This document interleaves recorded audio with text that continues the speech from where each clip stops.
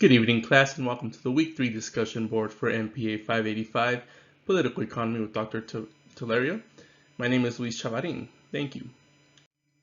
This week, we'll be identifying and describing three concepts from chapters 6 to 9 from Stiglitz and Rosengard's Economics of the Public Sector. We'll also identify and describe three concepts from the lecture videos. We'll discuss whether the average American has a good understanding of the concept and what misconceptions they may have. We'll provide examples of real-life situations regarding the concepts. And finally, we'll close the presentation by illustrating how two or more concepts may work together or influence each other. The concepts we'll be talking about will be from the Economics of the Public Sector text. We'll have the corrective/Pigouvian tax, utilitarianism in economics, or for making economic decisions, the concept of privatization, and from the lecture videos we'll be going over negative externalities, market failures, and recession.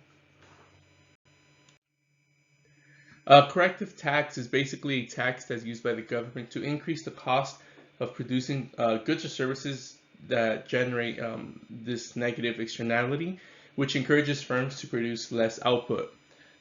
They also increase efficiency and provide government with additional revenues, and they're basically designed to make the marginal private cost equal to the marginal social cost, and marginal private benefits equal to marginal social benefits. If you look at the chart here, by including the marginal private cost with the tax, it shifts the graph a little bit to the left, finding an optimal position where marginal private benefit is going to equal marginal private benefit and marginal social benefit, and marginal social cost is going to equal marginal private cost.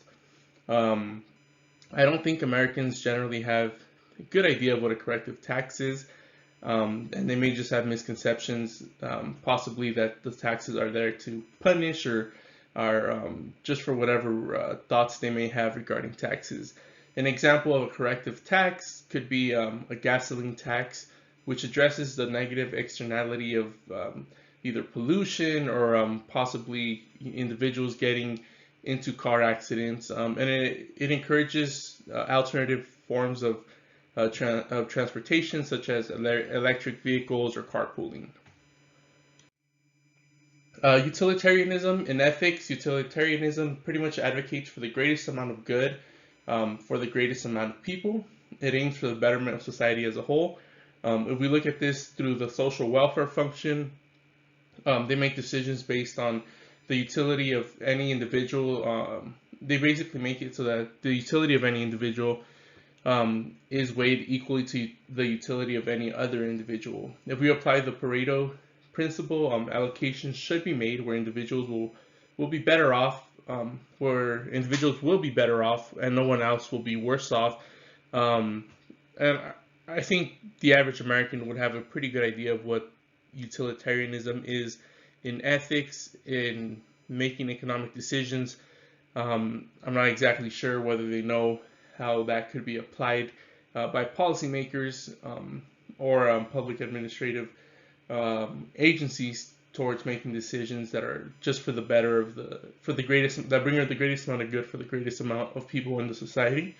An example of utilitarianism could be just how policymakers are constantly trying to address, in or groups of people that are disadvantaged, that may have income inequality, and they create different programs such as WIC or unemployment, or they try to use progressive taxes to increase utility within a society or an economic free market. Privatization occurs when the government deems that it's more efficient to outsource a public business or duty, such as waste management, to a private business, and this helps government save money and increase efficiency. And a lot of times, the production that's produced by private businesses are regulated by the government. I think the average American would have an idea of what privatization is, and just how government constantly seeks out more efficient ways of completing a certain task. There's obviously going to be tasks that basic tasks, for example, education, that individuals might have a little bit more pushback on, but I think they generally know what it is. An example for this in real life would just could be where, or could be how policymakers are constantly in talks regarding privatizing social security system in the United States. And this is pretty much just to increase the economic benefits to the people or to its citizens. The concept of market failures, basically market failures where there is an inefficient distribution of goods and services in the free market. Some examples of these could be positive or negative externalities, monopolies, information asymmetry. Basically, goods and services are distributed more efficiently through single providers, such as which is a monopoly, or public goods through the public sector. I think the average American knows what a market failure is, but I think there's certain misconceptions that they'll have. They might think that market failures are always going to be negative. And an example of this could be policymakers working on addressing air pollution, where the cost of air pollution is not really reflected in the final price. So the cost to society may be more, and they may be working on some sort of tax or subsidy to help address air pollution. Negative externality is a form of market failure, and this typically occurs due to there being spillover costs that are not accounted for in the final cost of production. When an economic activity imposes a negative effect on an unrelated third party, and it's just an additional cost to society. Oftentimes, it's a negative. I mean, it's an additional cost to society. I don't think the average American would know what a negative externality is or the definition of it. And I think an example of a negative externality could be alcohol or the use of alcohol, and just the different negative consequences that it can have, either to the health of a person or an individual gets into a car crash and destruction of property, or even the destruction of a life. I think that's an example of a negative externality.